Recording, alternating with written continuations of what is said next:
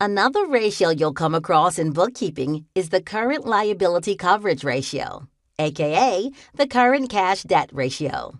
Don't you love that it has a nickname? This little ditty looks at a company's ability to pay its short-term obligations. And like many of these ratios, the higher the ratio, the better. This ratio is what investors or potential investors use to judge the solvency of an entity. It tells the investors if it generates enough cash from its operations to continue business. A negative number is a possible danger sign that the company isn't generating enough cash from operations. You need to investigate why this is happening in the financial statement notes or in more subjective analysis, like looking at management and practices. You know what we're going to do now, right?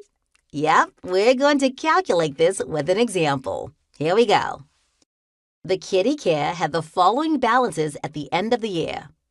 The formula for this ratio is net cash from operations divided by average current liabilities. So $2,500 and $15,000 divided by 2 gives us average current liabilities of $20,000. Then you plug the numbers into the formula, like so, to get the current cash debt coverage ratio of 1.5.